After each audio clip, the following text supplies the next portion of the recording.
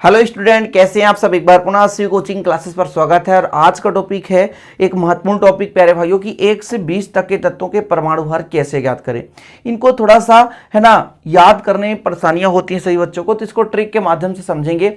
और जो भी बच्चे 11th या 12th में हैं तो उनको तो पर्टिकुलर 20 तक परमाणु भार याद होना ही चाहिए किसी भी दम पे, क्योंकि आप चाहे 11th में या 12th में हो, दोनों में प्यारे भाइयों न्यूमेरिकल क्वेश्चन केमिस्ट्री में करना होता है और दोनों के लिए काफ़ी हेल्पफुल है। ठीक है, तो जैसे मोललता है, मोलरता है, नॉर्मलता है, फार्मलता है, इन सभी चीज़ों को हल करने के लिए प्यारे भाइयों हमको इन चीज़ों की ज़रूरत पड़ती है।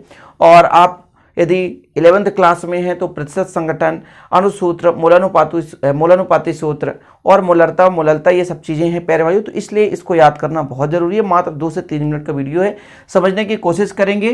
पहले तो तत्व 20 तक है प्यारे भाइयों। Hydrogen, helium, lithium, beryllium, boron, carbon, nitrogen, oxygen, fluorine, neon, sodium, magnesium, aluminium, silicon, phosphorus, sulphur, chlorine, argon, potassium, calcium, ये 20 तक तत्व हैं। इनको हम ट्रिक के माध्यम से याद करेंगे। ठीक है, तो चलिए शुरू करते हैं प्यारे भाइयों। हम यहाँ से ट्रिक बनाना शुरू करते हैं 8 नंबर से, फिर आपको इधर भी याद करा देंगे, है ना। पहले आप यहाँ से यहाँ तक देखिएगा।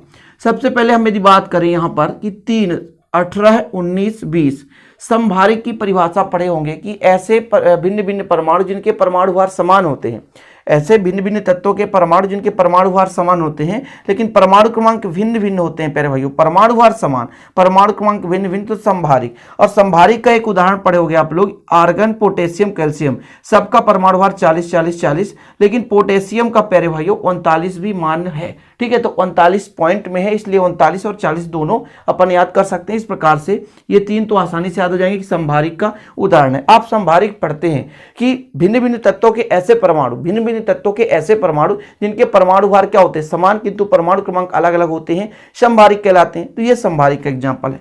लेकिन फिर भी यहां शुरू करते हैं, देखिएगा कैसे प्यारे भाइयों। 8 सम संख्या है, 2 गुना कर दो, 8 दूनी 16 है, सीधे 2 गुना से संबंधित है। ठीक है, विषम में 2 गुना करके 1 जोड़ना है, सम में 2 गुना करना है। अभी जहां तक मैं ट्रिक बता रहा हूं, अब ऐसा मत कहना सर 118 तत्व हैं सभी में ऐसे 2 गुना कर दें तो आ जाएगा, ऐसा नहीं है। केवल 20 तक के लिए हम यहां पर ट्रिक बना के लाए हैं। ठीक है, 8 में 8 दूने 16 का मतलब 2 का गुणा करोगे तो 16 आ जाएगा, मतलब ऑक्सीजन का परमाणु भार कितना हो गया, 16 हो गया। फ्लोरीन का देखो विषम संख्या है तो 9 दूनी 18, 1 19 हो गया, 9 दूनी 18, 1 19 हो गया। ठीक, इसके बाद नियान की बात करते हैं, 10 है, 10 दूनी 20 सम संख्या है। नियान 10 में परमाणु क्रमांक कितना है, 10 है, तो 10 में 10 दूना 20 हो गया। इसके बाद सोडियम प्यारे भाइयों यहाँ पे क्या है, विषम संख्या है, तो 11 दूनी 22, 1 23 कर दिया आपने, है ना। मैग्नीशियम यहाँ पर देखें 12 है, सम है तो 12 दूनी 24। एल्यूमिनियम आपका 13 है, विषम है, 13 दूनी 26, 1 27 हो गया। सिलिकॉन एक सम है तो 14 दूनी 28, 14 में है ना सिलिकॉन, तो सम में है। ठीक है, फास्फोरस 15, यानी 15 क्या विषम, तो 15 दूनी 30, 1 31। 16 प्यारे भाइयों, 16 में आपको क्या करना है, 16 दूनी 32 कर देना है, सम है। फिर 17 का 17 दूनी 34, 1 35, 0.5, इतने में से सभी में से आपको एक याद रखना है 0.5। ठीक है ना। फिर आप 3 इनको ऐसे याद करेंगे कि ये सबके 40 40 40, कैसे 40 40 40 समभारिक के एग्जाम्पल है। लेकिन पोटेशियम में 19 दूनी 38 है 39, फिर 20 दूनी 40। केवल आर्गन यहाँ पर थोड़ा सा 18 दूनी 36 होता है लेकिन 40 है, इसलिए हम इसको समभारिक के बेस में याद करते हैं कि समभारिक के 3 उदाहरण है। बाकी ये देखो सम है तो कितना हो गया प्यारे भाइयों, 20 दूनी 40। ठीक है, यहाँ विषम है 19 दूनी 38 है 39, मतलब इसको छोड़कर यहाँ पूरे ट्रिक हो रहे हैं। 8 से लेकर के आपके 20 तक पूरा ट्रिक से तैयार हो गया।